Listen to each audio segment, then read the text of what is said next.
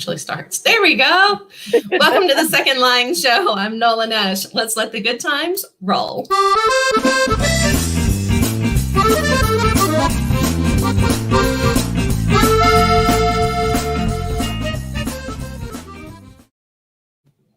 Welcome to the Second Line Show. Once again, I am your host, Nola Nash, and we have got a feel-good show for you today.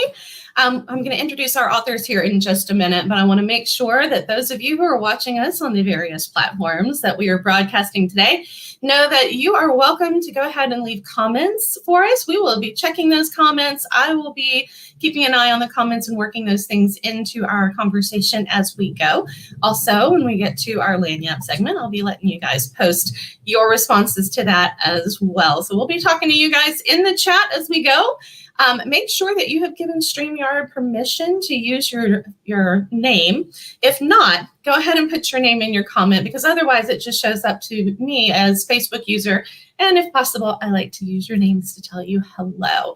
So without further ado, I'd like to introduce the ladies who are joining me tonight. We have Miss Diane Kane. We have the Duchess of Duck, Felicia Brown, and Miss Maddie Dawson. So we've got some lovely ladies here.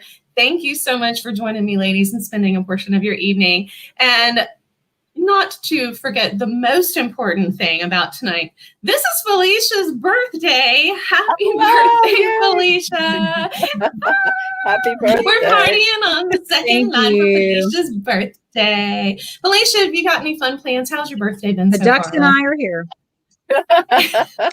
Ducks and wine. It's been a very laid back birthday compared to some years. Just chilling out.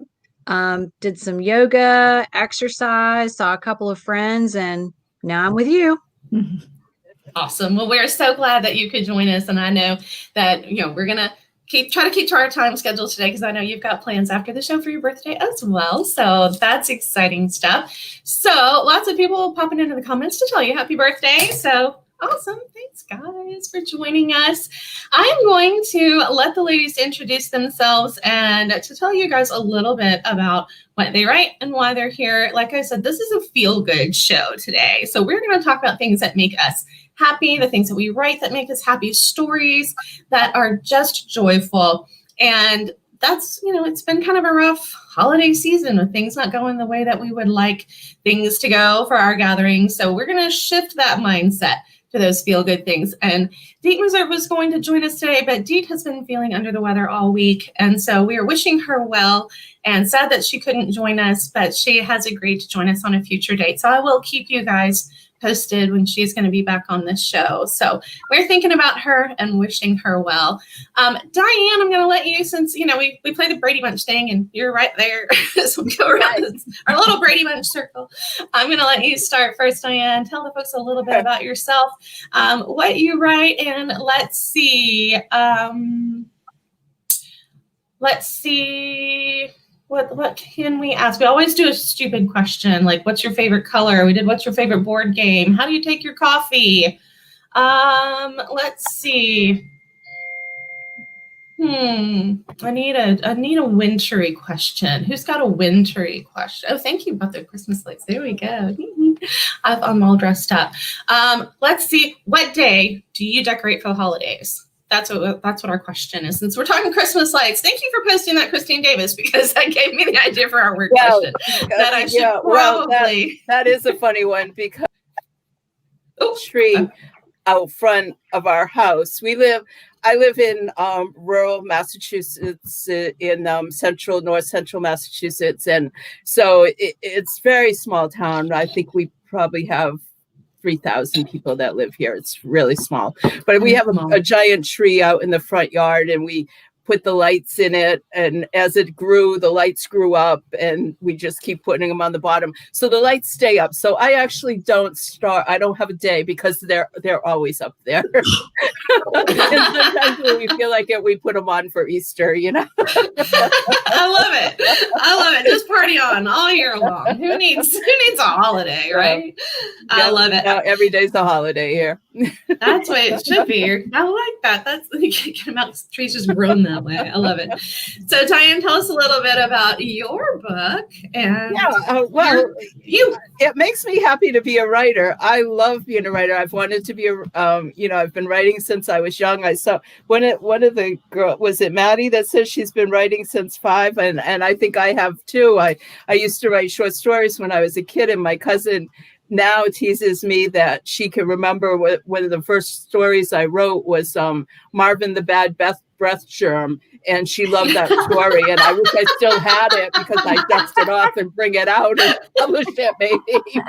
But Marvin the Bad Breath Germ. I love that. Think, I've always wanted to be a children's writer. I didn't with me, I think a lot of things are really destiny, and I'm really thankful for the things that just happen to fall into my lap and into my life, because all the books that I've written, they're really close to my heart, but they've just kind of just appeared there. And sometimes I think they've written themselves, because I really don't think I'm really capable of the things that I've written, but I'm very lucky. And right now, my latest book is Don Gateau, The Three-Legged Cat of Seborga. And I wrote, this is, I won't get into, I'm just introducing myself. So I won't take the whole show right here. So, but it's a really great feel-good story about a cat who does have 3 legs, but he can do anything that he could do with 4 legs. I love that. I love the idea of the 3-legged cat. You don't see all of those, you see them going down the street, 3-legged cats, 3-legged dogs. There's a 3-legged dog that lives in Franklin, and everybody on Main Street, we're talking about going down Main Street, Franklin, a little town where I live, and his name is Champ. Everybody knows Champ. When he goes by, he's like the ambassador of downtown Main Street, Franklin, and he was a rescue, and he has 3 legs, and boy, Champ just makes his way down Main Street. Like, it is nobody's business. So when I heard about your book, it made me think Champ. Yeah, they get an attitude, and they just are better than what they were before. So, I think that's, the message of the story is really, it's not a disability, it's an ability. It's more of you've overcome and you're better than you were. Yep, and everybody loves to see Champ coming. I mean, he can't go very far without being stopped to be petted, and his owner, he's the nicest guy. He just lets everybody just fawn all over Champ, and he's like got this like cult following in Franklin. All the people down there know him, and he's like that. I mean, you feel like what a great story he has, especially have been rescued by his owner, and you think he's so happy with his life now, and he's just strutting his little 3-legged way down the Main Street. It's adorable. I love him. I mean, he's probably about 80 pounds of he was some sort of bulldog mix, and down the street he goes. This little swagger he's got. It's great. I love it. That might be your next book. Well, you never know. There you go. My next one is going to be Don Gateau and his uniquely perfect friends. So he's going to have, some of his other friends will have some unique abilities. Jim might be in there. I love the name Don Gateau too. That's so great. I love that. I love it. Well, Maddie, since I screwed up and moved everybody around there, totally my bad. Sorry. We just played musical chairs. And so now that was our game tonight. In case you didn't know, we're playing musical chairs. It's my birthday party, y'all. That's right. We're partying with musical chairs. Somebody start the music. Where's the music? Let's start the opening video again. So Maddie, I'm going to give you the full screen here. Tell folks a little bit about yourself and what day you decorate for the holidays. Well, I decorate at a different time every single year, but this year I've noticed around here, at least, everybody decorated really early. Like before Halloween, the Christmas lights were going up and the Christmas trees and all. And I think it's to cheer ourselves up. And I haven't done that yet, and I need cheering up. So I think this weekend is going to be when I do it.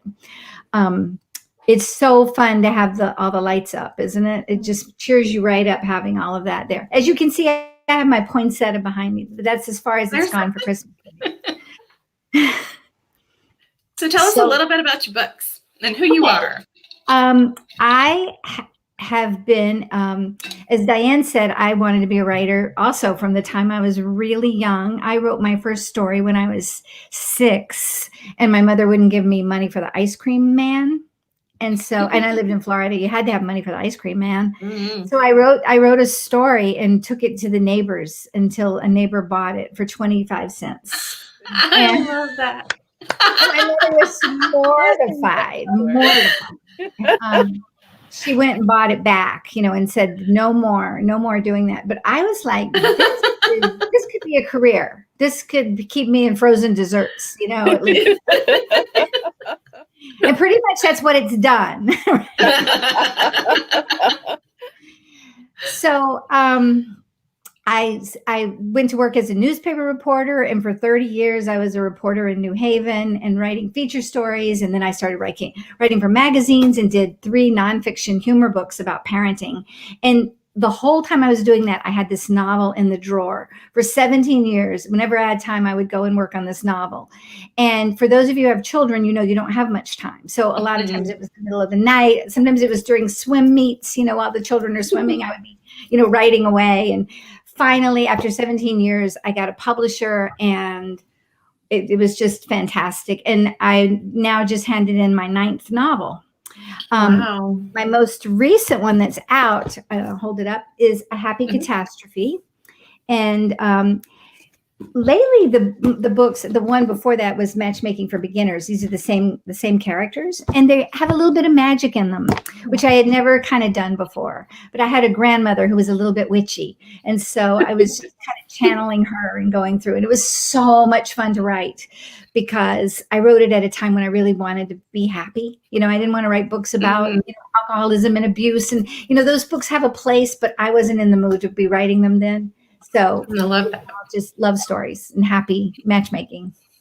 And I love that little hint of magic in the book. And I was telling Maddie that I was looking for the cover of her book to put on our end graphic. You guys know we always do the end graphic with the book covers on them. And I just opened it up, the look inside. It just called to me. I don't know, maybe it's the little sparkly magic in the matchmaking, but I opened it up, and I swear I don't know how long, because I totally lost track of time. I sat there and read the entire preview thing, getting sucked into these characters. So guys, you don't have to have read Matchmaking for Beginners to read A Happy Catastrophe, right?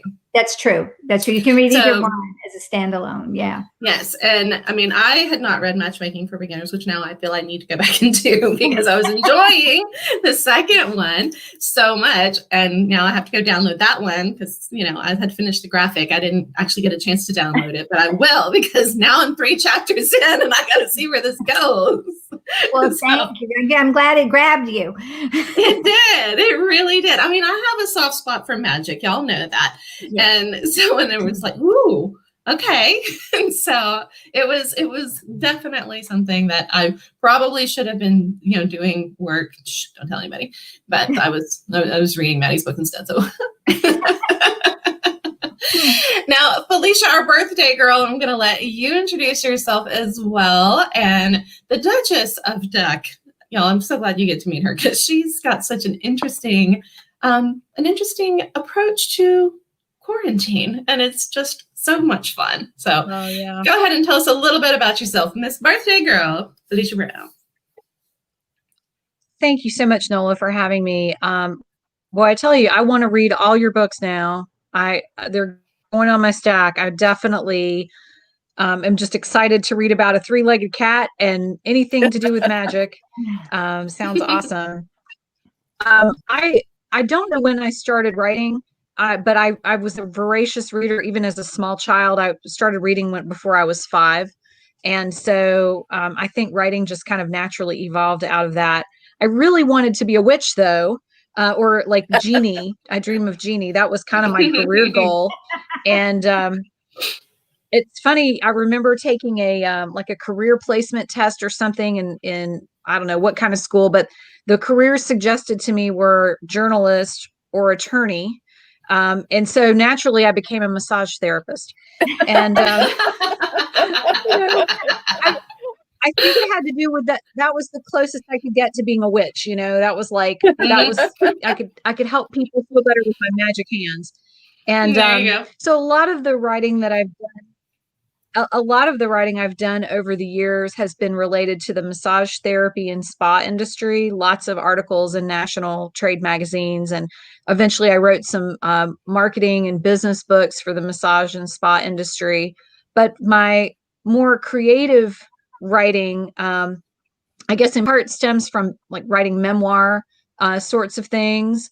But I also have written some sort of what I would call healing fairy tales or healing stories. And the characters kind of evolve. They're not like, I think Jane was saying, she doesn't necessarily feel she's capable of this. Well, these stories just sort of come to me. It's not like I think, oh, I'm going to sit down and write a story.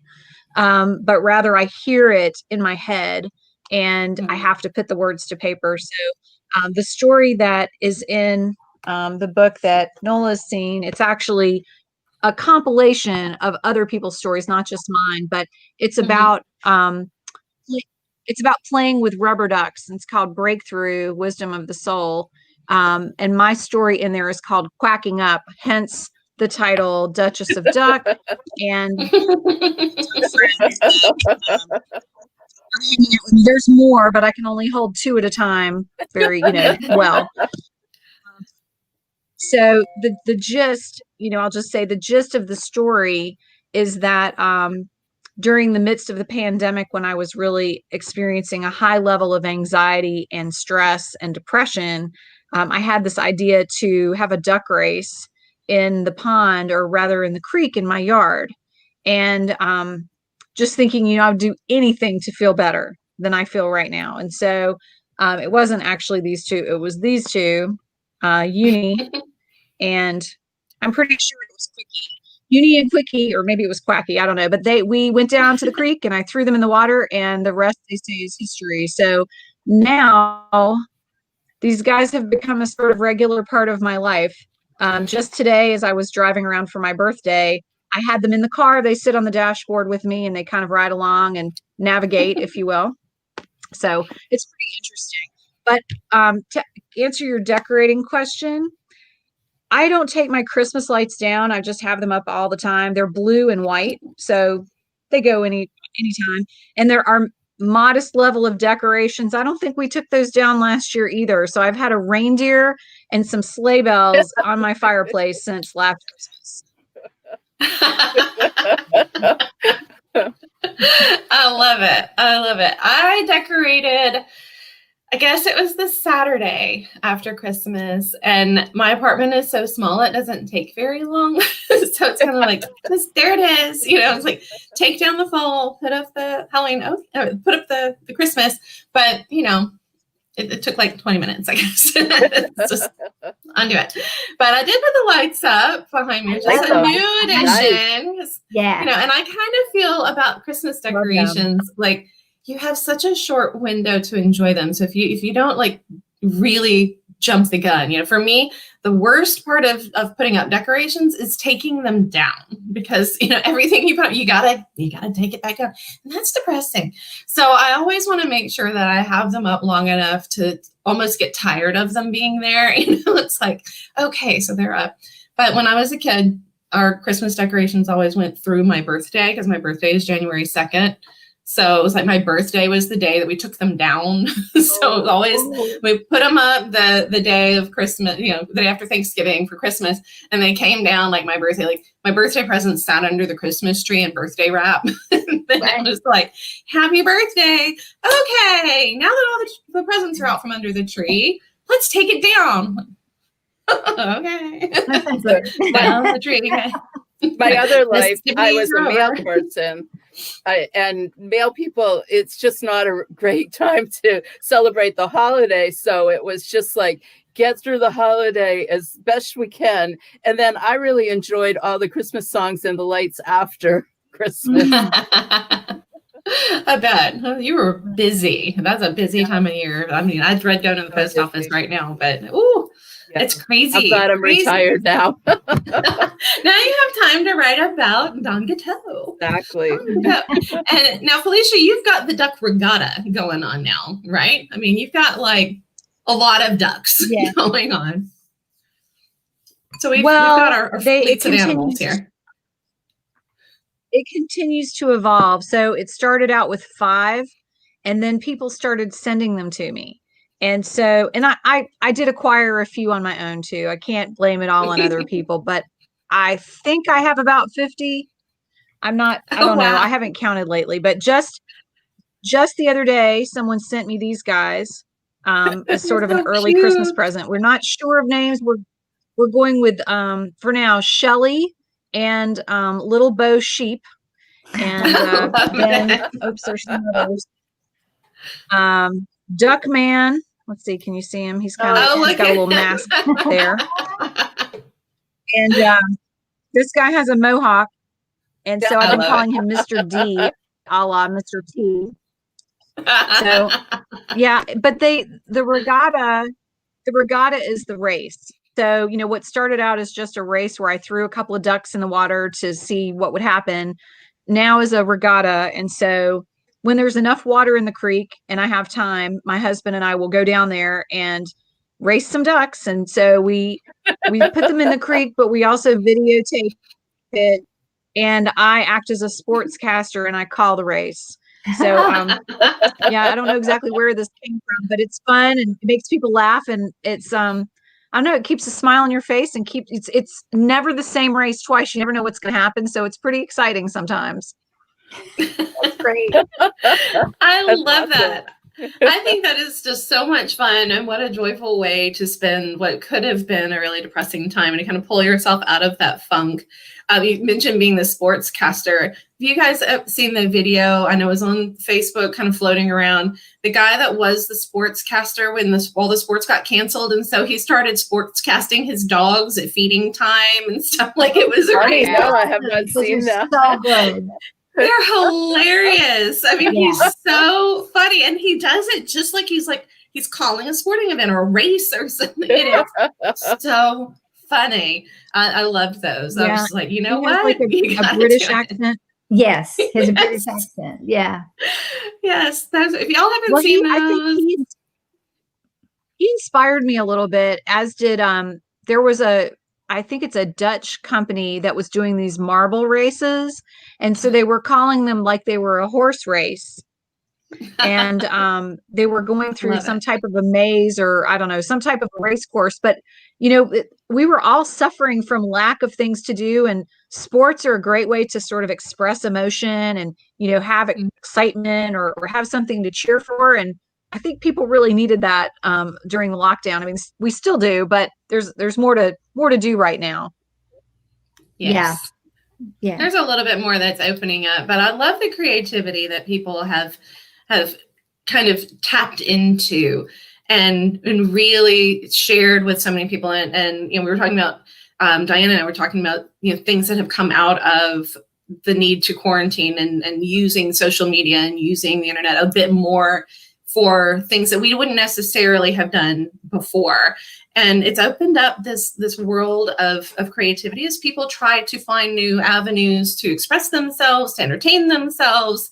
And we've really had some fun things come out of it. And as much as we focus on what we can't do, it's very fun to take some time every now and then to think about those fun things that have come out of it. Like our duck regatta here is so much fun. So I think that's something definitely to pause once in a while when we start getting really frustrated and kind of think about, well, what has changed for the good? Not just changed, but changed in a positive way. And is this something that we can continue to do? Mm-hmm. I wanted to mention, we had a post about Maddie's book being Matchmaking for Beginners. It was one of the best books of 2018, the New York Public Library. Did you know that, Maddie? I didn't know that. No, my goodness. Hey, we've surprised Maddie with new information. I love that when that happens. That's awesome. Yay! That's so awesome.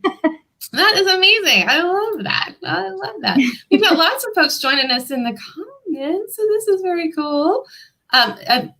Marie Christopher, apparently thinking you're 50 ducks is completely reasonable. So there you go, some validation. Your duck numbers are fine. Don't worry about that. Oh gosh. Oh, it's Oh, not. I'm not worried about that number. I'm worried about the eventual number. I suspect it's going to climb much higher. Oh yeah. I bet it does. I bet it does. So now Christine says that she needs the Matchmaker book. Yes, you do. I still need to get it too. We need all of these books because these are great stories, especially for now as we're really getting into that feel good season. We like to read the Christmas books and things that are just going to make us happy. And Matchmakers for Beginners, if it's anything like the second book in the series, well, it's not a series, but the second book, it will suck you in. So Maddie, tell me a little bit about the idea of the Matchmaker. Where did that come from? How did that pop into your head? Where did that idea and the sparkles? I love the sparkles. I love that she can see that. I'm wishing I had your wall behind me. I think that's just I love sparkly lights. I think the idea came about because I wanted to write a story about Brooklyn. I have a child who lives in Brooklyn, and I would go in every Thursday and just hang out with her. And it was just so much fun being there. And I wanted to write a book that was centered there. So I thought about, well, what if there was this old witchy lady and she lives in Brooklyn and she wants to leave her place to a younger woman. And so the story just kind of, I mean, for those of you who write, you know that you don't really know where stories come from. They kind of just float in on all kinds of little ideas and wake you up in the middle of the night and make you pull over in the car and scribble on receipts and paper bags. Yes. I once wrote a chapter of a novel on a Taco Bell bag, while I was driving, just writing little notes. I love that. Because I don't know, my stories don't come when I'm just sitting at the keyboard with my hands on the keys. My brain goes completely blank. It's only coming when it's inconvenient or I'm sleeping. So that's a little bit of a problem. And so this story kind of just started building itself. And it really started with the old lady whose name is Blix. And she was just such a character and started explaining about her magical powers that, and she screws things up. I mean, she's not an infallible matchmaker at all. And she has all these unfinished projects and people who depend on her and people that she's kind of messed up with. And then she leaves her brownstone and all of these crazy people to Marnie. And Marnie goes and doesn't want the brownstone, wants to marry her childhood sweetheart and be, happy in Florida. But she goes to visit and just ends up falling in love with the whole place. And, it's just a story about, it's a story about finding where you're meant to be, even though you didn't think that's what you wanted. Because I think so much of life is really like that, that if we were engineering and masterminding it, none of us would be where we are exactly right now. Everything would have been kind of different. And how great is it that it didn't work out the way we had planned it? There was all these exciting little detours and things that happened. And sometimes we had to make corrections of it. But for the most part, I think my philosophy is that there's a lot of surprise out there that's in all of our lives that we have to just kind of embrace, and it leads us to good places often, like to duck regattas and stuff like that. So Maddie, tell me, and three-legged cats. That's right. Now, speaking of three-legged cats, you have a character that has his own cross to bear physically. Where did that come from for you? I mean, how did you decide that he needed that? I love the story that goes with it and just the emotional cross that he's bearing that went with where the burn came from. But why the burn in particular? I mean, again, I haven't read the first book, so you may have explained it more in the first book. No, I kind of, where he came from in my head was really this special place, that he was a reclusive guy. He'd been burned badly in a fire that had killed his girlfriend. He was a sculptor, and so was she. And there was a gas leak in the apartment, and she went to make the coffee and just caught on fire. And so he became this recluse and blamed himself and always felt like he should have saved her. But he ran toward her in the fire and then suffered all these burns and couldn't work again. So he was living in Blix's building in the basement. Blix had kind of rescued him and made him live there. And she would go down and sort of, make him laugh and make him dance and try to get him to do things. But he wasn't really going to have any of that. And so when Marnie comes, he's this person who understands her as an outsider there and kind of helps her, but always has this wall around him. So it just seemed like he would be sort of not the person Marnie would have ever expected to have in her life. And of course, he was just shutting out love as fast as he could, building brick walls to keep her away. So it was that kind of unlikely story, like what's going to really happen. And I didn't know when I was writing it what was going to happen with them. It was just really kind of a surprise to me to go along that way. I love that she calls him luminous, and he glows to her, and just knowing what she can see around her and her powers. It's kind of like that's right. And he thinks he's so ugly, and so deformed, and she doesn't see him that way at all. But every time she tries to embrace him or touch him, he's get away, because he thinks everybody pities him. So that's what happens in matchmaking for beginners. And then in A Happy Catastrophe, it's 3 years later in their relationship, what has happened for them. I like them. They're cute in those first few chapters. Like I said, that's as far as I got sucked in on Amazon, but they're really cute. I like them, and I like how you shift their perspective so that you hear from Marnie first, and then you hear from him. And then you hear from him. I love that you get both sides of that. So you can see what she sees in him and what he's afraid of, and kind of how he sees himself, which is cute. But I mean, and you still get, and then you see how they see each other, which is also very cute. I love their kind of thoughtful process about the other one, and the other one doesn't. They're just kind of going about their thing, but and Marnie is just so fun. He's just kind of, her and her flower shop. She's so over the top, and he's, he pulls in, and so she's constantly. So it starts with her wanting a baby, and he's like, "Are you kidding me?" So it's their whole growth, and yeah. And he's got such tragedy that he's trying to deal with too, and I mean that's not something that you can easily leave behind you. I mean, even though he's been going through so much to try to overcome that. But, it's interesting to watch that struggle in him too, that it's not just, Marnie didn't make it all go away.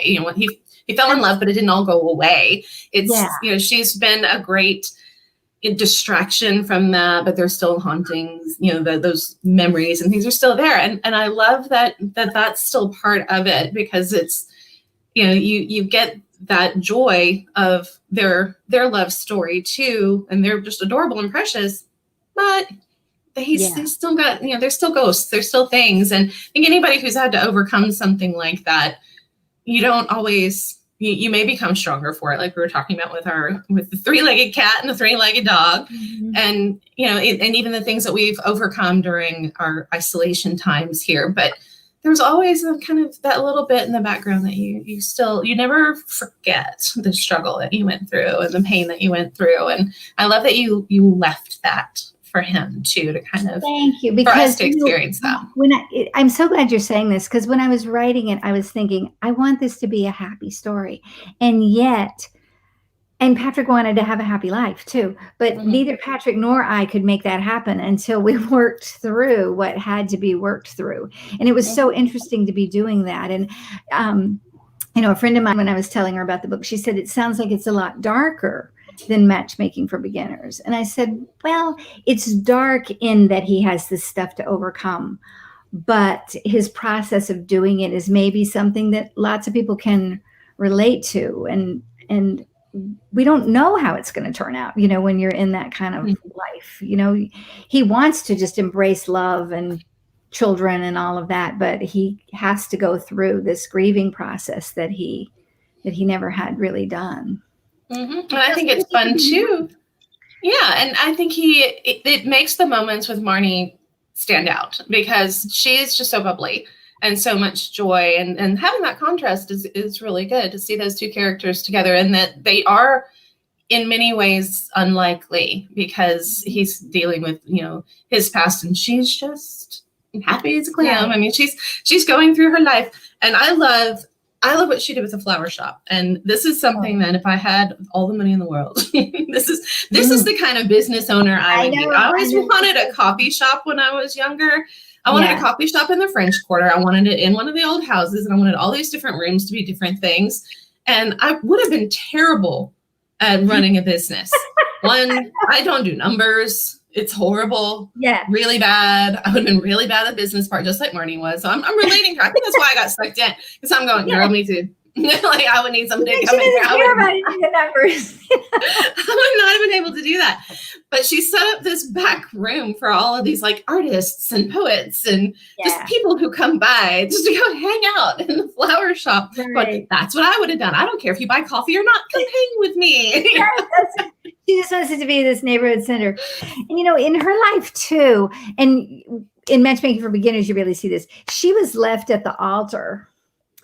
She has sort of a tragic love story too, and always was an outsider in her family. So she kind of relates to Patrick from that perspective of never feeling like she really belonged and that people didn't really love her for herself. And she had this overachieving big sister. So her journey is really finding her own place and trying to struggle for happiness. And then who does she meet but this guy who needs so much of her?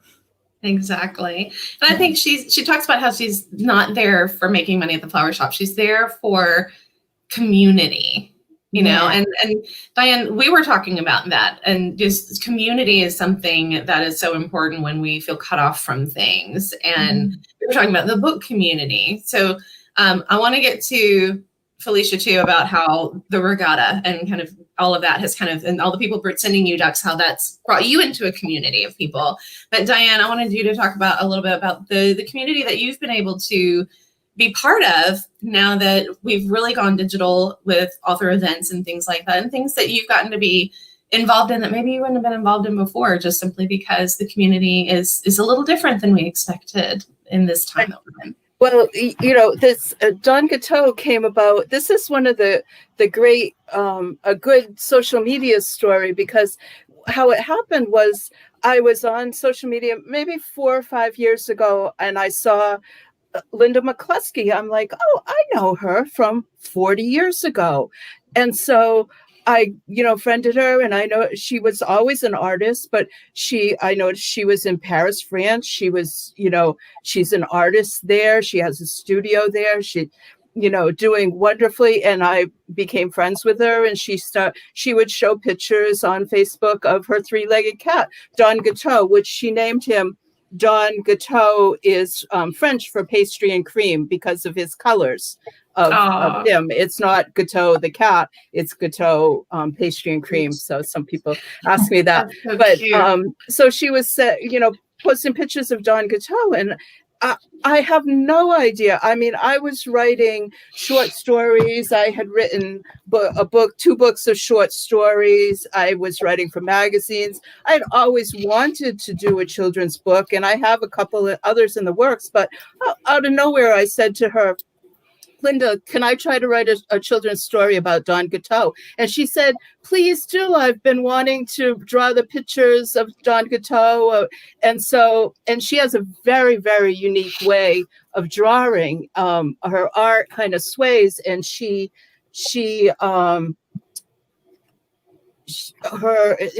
did all the illustrations are of Saborga, Italy, where she ended up. She still has the studio in Paris, and she moved to Saborga, Italy. And these people in there are actual people in Saborga, Italy, which is a very small town. That. So, I mean, they just love it. They all know Don Gateau and his whole story. And it's funny because as Maddie's telling about her story, I'm like, this is the story of Don Gateau, because he was just free, and he was a wildcat, and he was independent. And then he had the accident, and he had been, flirting with the artist lady, but when she came to help him, and when she helped him, he got better. She brought him to the doctor. This is Dr. Alfonso, who is in Saborga, Italy. And they got him better. And then he said, but he liked to be free. He wasn't used to someone taking care of him. So, but he was like, oh, all right. Each day I walked further to see her smile, and soon I ran with barely a limp in my style. So he saw that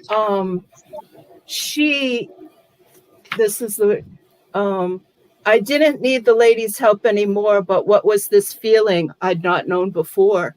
Something in her eyes I could see. The thoughtful artist needed me. So it was that's coming great. around that she helped him, but in the end, he so it's through the fields and village I roam, always to return where I have a name and a home. And I love it. yeah, so it's kind of a full circle. And this is the real Don Gateau. Let me see, who is in Italy. Hang on, I'm going to make you full screen because I want to see it. Yeah, there we and go. This is her. Yeah. Oh, look at him. Look at yeah. him. He's so handsome. And it was really fun because Linda being in Europe, it was a lot of challenges, like you said, of getting these illustrations to me electronically. And I formatted the whole book and published them. So that was a real challenge, especially during the quarantine, because things weren't going as they were and the printers weren't printing and the colors at first weren't coming out the way they should have. But eventually we did the book in 4 languages: English, Italian for Italy, because everybody in Italy, loves it. And then France, because they know Don Gateau in France, because he goes on the train from Seborga to France with her, to Paris, to her studio there. So he's well known in Paris.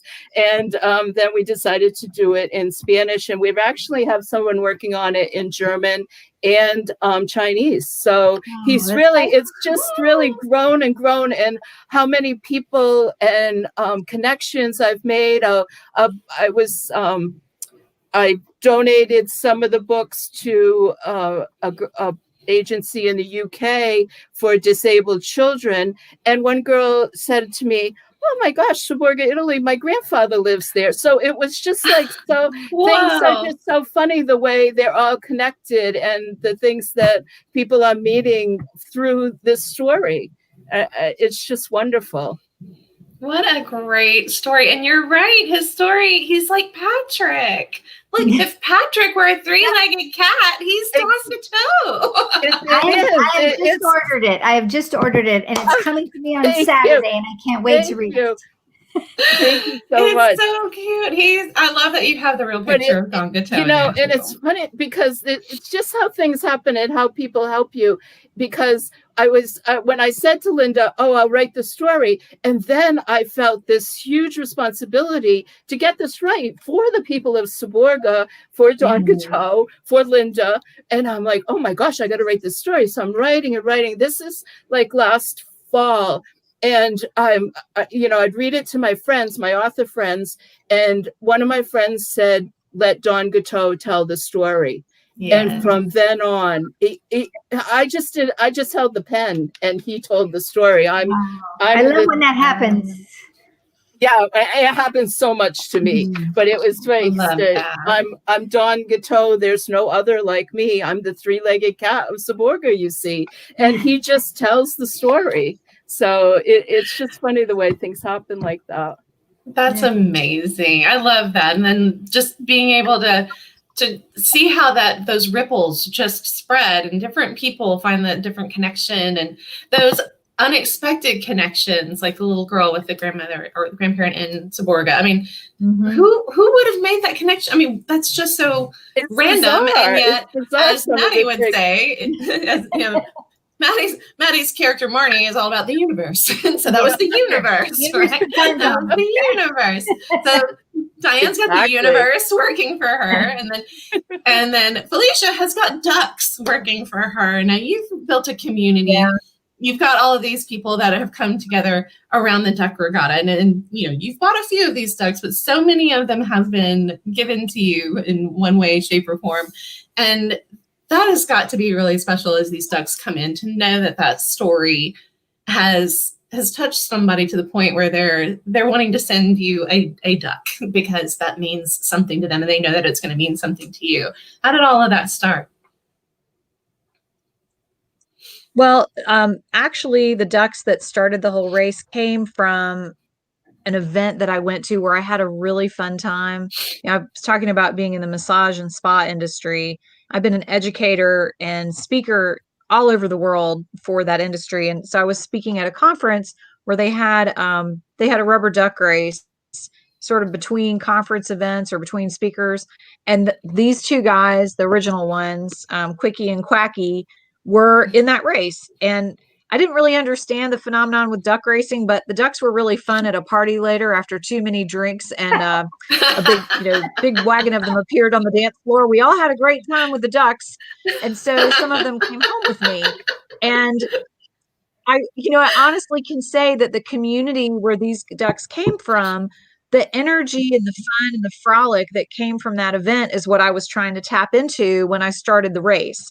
And so I feel like they had the energy of people in them, if you will, the energy from that event.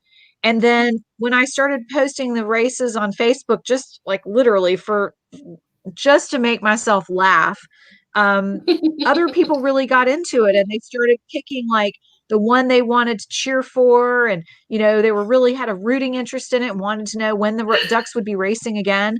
So it just sort of developed into this I don't know, cheering section, their fan club, before I even knew it was a thing.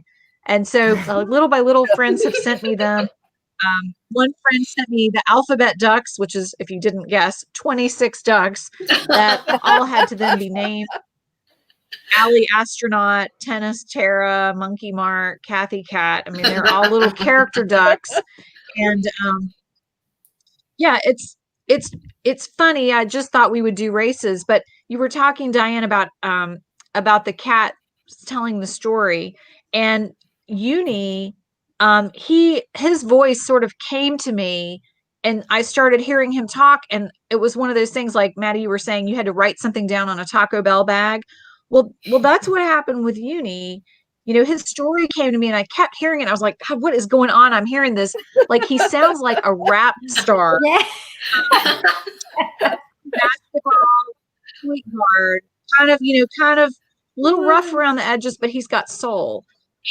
And I started hearing him tell his story to me about how important racing was. And I was like, I don't know what this is about, but I have to write it down. And so then the other ducks started telling me their stories, and it evolved into this story in the book. But I have to say, whether I'm talking about ducks or another book that I wrote years ago, The Sunflower Princess, which is about, it's not a kid's book, but it has like really pretty illustrations in it. It's good for kids or adults.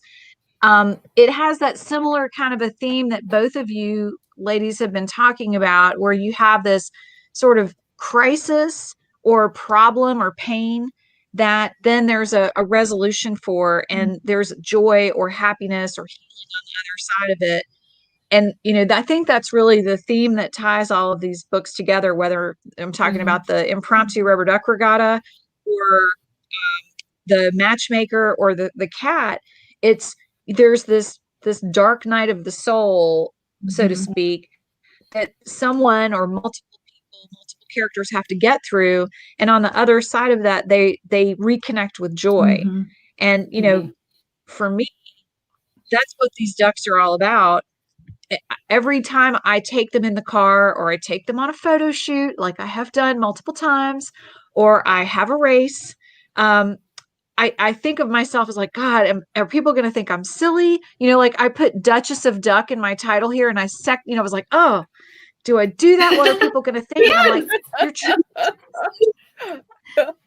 you're choosing joy. And, you see that doesn't mean the darkness. Right. It doesn't mean that sometimes life isn't hard. But today, I'm going to smile. I'm going to take the ducks. I'm going to put them in the car. I'm going to play their theme song, and we're going to go to wherever we're going, and maybe we'll take pictures, or maybe we won't. But I'm deciding that I'm going to find the joy despite the dark stuff that's going on. And that's kind of what I've really learned out of this process, is that choosing joy is the answer, that you can choose to heal, that you can choose to move beyond the limitations, but it is a choice. Mhm. It is a It is a Absolutely. choice, and it's a brave choice. That's It the is. other thing. It's not that we just fall into joy necessarily. It's brave of you to do this with the ducks. It was brave of Patrick to decide to join up and to, Mhm. and it's what Don Gateau did is brave. That he's and even the cat you were talking about, Nola, in your hometown. Where he's just greets everybody, even though he's a three-legged cat. It's this, and I think people respond so much to those stories because we all have something like that in our lives, whether it's a huge thing or a little thing. It's ours and it's big. It's big to us. Mhm.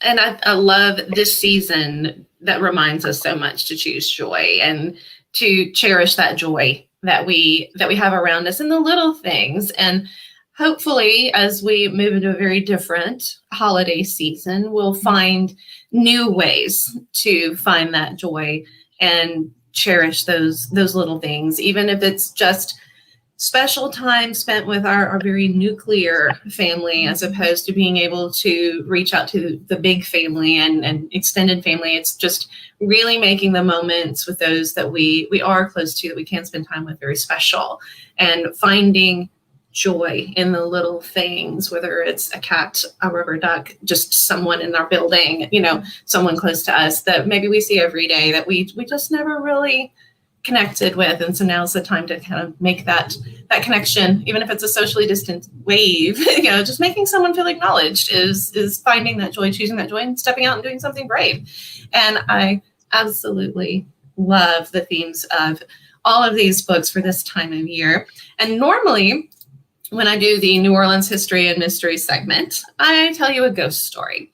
But on the topic of doing things that are loving and joyful, we're going to do some New Orleans joyful things. So we're going to show New Orleans a little love today. These are some great quotes that I have found, and I love them. These are people who have fallen in love with the city and found joy in that city as well. And we talk about the gritty and the scary a lot with New Orleans on this show, because that's my jam, is the types of things that I write about the city. But I love what these people have to say about it. And New Orleans is one of those places that it's so different and so unique that it's what you find joy in there is going to be different from what you're going to find in other places. Bob Dylan, I love this. There are a lot of places I like, but I like New Orleans better. So Bob Dylan, thank you for that. I love this one from Ellis Marsalis. He has, of course, being a musician, it's just an interesting way of putting things. In other places, culture comes down from on high. In New Orleans, it bubbles up from the streets. And it does. It absolutely does. Mark Twain, I'll leave it to Mark Twain to give us something a little bit of a sting with what he has to say here. New Orleans food is as delicious as the less criminal forms of sin. I'll take that. Novelist Tom Robbins says, Madame Lily de Valier always asked, "Where are you?" in a way that insinuated that there were only two places on earth one could be, New Orleans and somewhere ridiculous. And then Tennessee Williams, this one's on a lot of t-shirts down there. This one, definitely. You can buy a t-shirt with this on there in just about any shop. America has only 3 cities, New York, San Francisco, and New Orleans. Everywhere else is Cleveland. No offense to Cleveland people. I didn't say that. Tennessee Williams did. And then Jonah Hill, love what he had to say. New Orleans is like the bad kid island in Pinocchio. Yeah. In so many ways. So there are some great ones. There are a lot of great quotes about New Orleans, and people who go down there tend to, it's one of those places that you leave New Orleans, but New Orleans doesn't ever leave you. And I know, just as someone who has her soul in New Orleans on a regular basis, it does truly feel that way. And everything that those people said are definitely true. For our Lagniappe segment, here's where we get to have a little fun. And those of you in the comments, I want you to share as well. So for our lagniappe, and lagniappe is the Louisiana word for a little something extra. So here's our little something extra segment. So what, author friends, is your favorite holiday sweet treat? So we're talking cookies, pies, candies, any of those things, do you have a particular sweet treat that you enjoy best this time of year? So in the comments, you guys can, Deborah King, who's also I love her. I love Deborah. We love you very much. I love And Chicago. She's a regular on our show. She's been on a couple of times. Love her. And Tennessee Williams obviously never found Chicago. Perhaps not. I love it. And Christine says he's never been to Oklahoma. I'm not sure what Tennessee Williams have said about Oklahoma, or Twain has said about Oklahoma. I was in Oklahoma last week, and I can tell you what I say about Oklahoma. I only go there because my family's there, but it's very, very flat. It's like, I told my daughter, I said, look over there. You can see Nevada. There's nothing in the way. I mean, the red dirt is fascinating, but I can't figure out Oklahoma. My family loves it there, and they've all been there for a very long time. So, Christine, way to go with Oklahoma. I'm with Tennessee Williams, though. I'm not sure I could do Oklahoma. It's so windy. It's so windy in Oklahoma. But back to our sweet treats. Christine says anise cookies. Anise cookies? Anise? Anise. Ones say Italian. that. They're Italian. Yes. So that sounds good. What else? I was here last week and I didn't. I know where Christine's mad at me now because I was in Oklahoma. We were trying to stay very quarantined. I was outside of Elk City, Oklahoma. We were in New Cordell. Cordell. I don't know if you know where that is, Christine, but Elk City was the closest big city to where I was. So Western Oklahoma. So let's see, Maddie, do you have, since we're playing Brady Bunch and you're over here, All right. I always go with the Brady Bunch circle. I'm in the Brady Bunch hot speak. Well, my mother made this thing for Christmas cookies that she only would make at Christmas called crescents that are made. They're just basically butter and sugar, and you roll them then, and pecans, because from the South. And then you form them and roll them up in powdered sugar, and they're the best I thing love those ever. Those just melt in your mouth. I do love those. I love pecans too, so I love those things. Those are very good.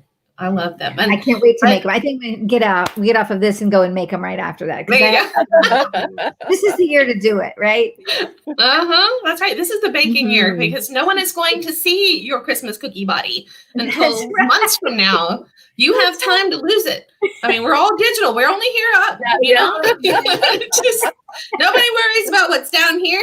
You know, I'm wearing sweatpants, you know. I'm wearing pajama pants. And my reindeer socks. I look for a dress, but I'm not. I got on my Christmas reindeer striped socks and my Hello Kitty pajama bottoms. Love it. I've had them on all day. I taught like this all day. My students don't know. They only see me from here up. That's why you look very dressed up. I do. As long as I have on makeup, I can pull off the real professional thing. Yeah. But yeah, so I got on my stretchy pajama pants so I can eat all the cookies I want to. I have a friend who's a therapist, and she's working from home, and she says she just gets up every day and she has her pajamas on and she just throws on a cardigan over her pajamas. And just does their cardigan, same pajamas every day. Why not? Why not? Who's gonna notice? Yeah. Who's gonna notice? And if you angle your camera right, you don't even have to put on a bra. It's Exactly. like sit real close. So true. So true. I've derailed this show. I'm sorry. We were talking about cookies. We can't see how much you're drinking. Like a big cup. This is like the 7-Eleven big gulp. From Louisiana, y'all, is what we do. That's what we do. All right. So what about you guys? Diane, Felicia, what have you got as far as favorite Christmas treats? Well, I have my signature dessert that I used to bring to big gatherings at the holidays. And it's, I make a big a chocolate cake with it's a secret recipe, and it has chocolate chips in it, and then I cut it up into little squares, and so it's like a truffle, and then it has the chocolate cake and the real whipped cream and the chocolate pudding, and then toffee bars and 2 layers, right? Wow. But the name of it is totally not children's author book material. It's called Sex in a Bowl. I love it. I love it. I think that's fantastic. Oh, Christine wants to know what we're drinking. Christine, we're drinking wine. Mine just happens to be in a puppy cup. Yeah, we've all got our wine tonight. Some of us have had more than others. I have my passion fruit Moscato that I get at Costco. Shout out to Costco. I love the passion fruit Moscato. However, it drinks like Kool-Aid, which is dangerous. Very dangerous. Yeah. Very dangerous. Very dangerous. Felicia, what is your favorite holiday sweet treat? Well, I mean, it's obviously eggnog. I mean, come on, eggnog. You just can't get it any other time of year. But when you're talking about things that you make, my favorite dessert that I make is actually a Thanksgiving dessert. But if I'm lucky, it lasts a little bit longer, and it's a rum cake. And man, it's good. It's got, real rum and melted butter poured over the top with lots of toasted pecans, and it's just it's amazing. Definitely need to wear some stretchy pants if I make that. So that's what I love. But anything chocolate, we always had in my house in the holidays those turtles that are the chocolate covered pecans with caramel. And so whenever I see those, I always think of the holidays. Oh, yeah. Those are so good. Those are very good. Now, my favorite holiday sweet treat, I don't ever get much anymore because my mom won't make it anymore. But when I was young, I knew it was Christmas season when my mom and my dad would go into the kitchen and start making date balls. And date balls, I don't even know what's in them, but I know it's dates and like coconut, and then they roll them in powdered sugar. But there was always a lot of arguing about the date balls because you have to roll them into a ball when the sugar's really hot. So it's like one of those things where there's, once you've burned your hands on this hot sugar making this, you get really tense. So it's like 2 people trying to roll really fast and getting burned and angry. A lot of them beat each other, but at the date balls. So the argument wasn't so much between my parents. The argument was that, the date balls were not cooling off fast enough, or they get too cool and they were hard to roll. And then they roll them in powdered sugar. My mom would put them in little canisters, little containers, because she always had cut glass, little candy dishes and stuff. So she puts them all over the place. My mom does not cook anymore. She's just, I don't know. She's decided that, she's really down with delivery dudes right now and DoorDash and all that. She's like, this is the best thing that's ever happened to my mom. Because she made like 4 things. One of them was date balls, but she only made those at Christmas, and I think most of that was because of my dad. But yeah, the date balls were always a special thing, but I don't get them anymore. And I used to make cheesecakes. I don't do that anymore. I've gotten real lazy. Part of it comes from living in a tiny little 1-bedroom apartment with a minuscule kitchen that you just, you can't move anywhere. You can't clean anything, cook anything without having to clean as you go because there's no counter space. But even at my mom's, she's got a big kitchen, and we have gotten really lazy about what we do. My sister-in-law and my brother tend to handle all of the dessert things, and my brother can make the meanest cookies you have ever put in your mouth. So I think my favorite sweet treats have got to be my brother's pistachio cookies with the blackberry jam. They're like a flat version of a thumbprint cookie, but he kind of hollows out the middle and he puts the jam in them. They're like a lemon pistachio cookie with oh my God, those are so good. Yeah. I could eat all of those. And there's always a lot of non-chocolate stuff because my mom does not like chocolate. So I didn't grow up with a lot of chocolate desserts. I love chocolate, and I don't understand this about my mother. I think she's nuts. She doesn't like chocolate. She doesn't like it. And so I didn't, chocolate was like a special treat. It was like, ooh, it's sneaky. Mom didn't like chocolate. There's no chocolate in the house. So we had to eat chocolate at a friend's house. But so there's always a lot of non-chocolate stuff because mom doesn't like chocolate. But those cookies that my brother makes, oh my gosh, he put, what is Christy cookies? Yeah, Christy ain't got nothing on my brother because he makes amazing cookies. So yes, he does. So let's see. Oh, Christine said she needs to get some wine. Yes, newscasters dressed like I do. Christine, you're exactly right. Where is it? Oh, here it is. See, I'm putting the wrong comments up. Ooh, Deborah makes caramel corn. Homemade caramel corn, Deborah. That's making me hungry. Let me give you my address. I love me some caramel corn. You mix that up with some cheddar cheese popcorn, like that. Is that the Chicago style? Deborah, is the caramel with the cheese popcorn? Because I love that, like the Creators with the caramel corn and the cheese. I love that. I love that. Jamie Dodgers. Oh, that cookie is called a Jammy Dodger. It has a name. Okay. Oh. And yes, the date balls were worth it. I'm going to say the date balls were worth it, Christine, because I was never the one doing that. But are you to take it up? I mean, really, don't you need to take it up to pass it down and all of that? Or you don't want to get in those arguments, I guess, and burn your hands with sugar. You may be smart. I need to do it. I really need to do it. I need to get the date ball recipe. And one, because I really like them and nobody else is making them. And I do really like them. So I guess I need to take on the mantle of the date balls. It's going to hurt, though. It's going to hurt. It'll hurt. It'll hurt, but it'll be worth it. That's right. Carry the tradition forward. It's the good pain. Yes, I do. I need to do that because they're really, really good.